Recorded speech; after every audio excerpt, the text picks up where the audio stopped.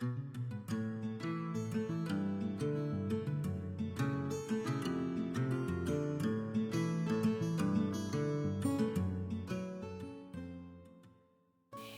sûr, donc bonjour, hein, je m'appelle Emmanuelle. Moi j'ai fait des études de sociologie et de psychologie.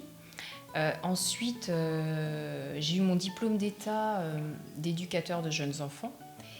Et j'ai travaillé pendant une dizaine d'années, ou même un petit peu plus, dans diverses structures petite enfance. Et j'ai terminé par un poste de directrice de microcrèche.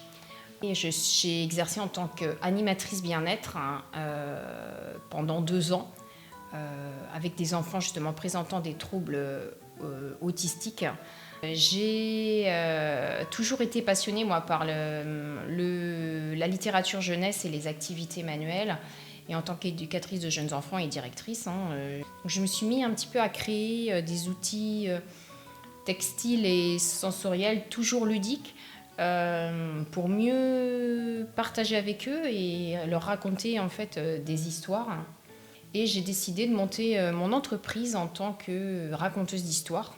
Donc ça peut être des livres de contes, des supports un petit peu particuliers pour travailler avec des enfants présentant des troubles sensoriels, autistiques. J'ai des thèmes tels que les saisons, la ferme, les métiers. En fait, moi, j'ai complètement désacralisé en fait, le métier garçon et les métiers filles, puisque le policier, on peut totalement être une fille ou un garçon. Voilà. Si vous avez envie d'être policier-fille, c'est totalement possible. On peut justement complètement désacraliser les choses. Une sirène, pourquoi pas un garçon? On peut lui mettre la queue de sirène sur un garçon, pourquoi pas? Il y a aucun stéréotype.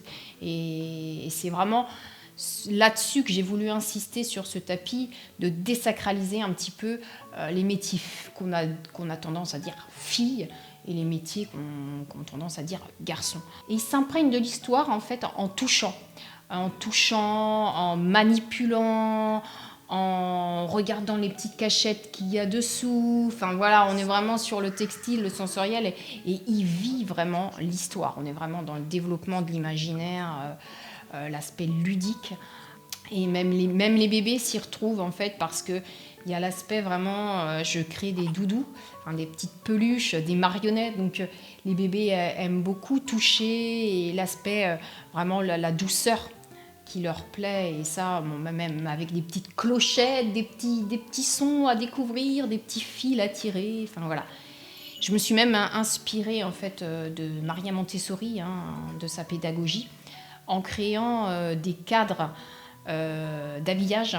Donc vous avez l'habillage, donc la fermeture, le boutonnage, donc les gros boutons, les petits boutons, les zips, voilà. Et alors les enfants, là, ils adorent. J'ai d'ailleurs rencontré au cours d'une racontée un enfant qui m'a particulièrement touchée. C'est un enfant qui interagissait pas du tout avec les autres enfants. J'ai sorti une de mes petites couvertures vraiment sensorielles, tactiles, et cet enfant a directement été captivé par cette tablette, parce que c'était un enfant présentant des troubles autistiques, et on a échangé comme ça pendant près d'une demi-heure. C'était vraiment un moment magique pour moi, l'enfant et sa maman. Aujourd'hui, je recherche un partenaire pour m'aider à mettre en place un projet de location de mes supports textiles et sensoriels à histoire, et pour les enfants ayant des troubles particuliers, autistiques, hyperactivité.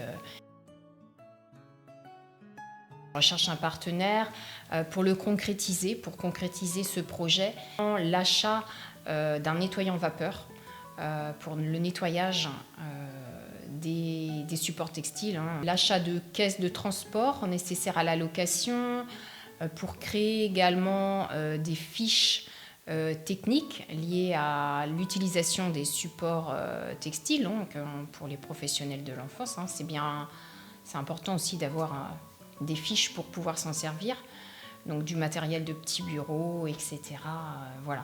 Ces partenaires seront vraiment un soutien pour aider et accompagner les enfants dans leurs besoins spécifiques et les accompagner vraiment dans leur développement global. En me suivant, en développant vraiment mon projet, vous innoverez vraiment dans quelque chose de social, incluant tous les enfants dits entre guillemets normaux et les enfants dits hyperactifs, autistes, présentant des troubles sensoriels, les enfants polyhandicapés. Là, le petit mot de la fin, eh bien, c'est un projet innovant et j'espère qu'il verra le jour. Je vous dis au revoir.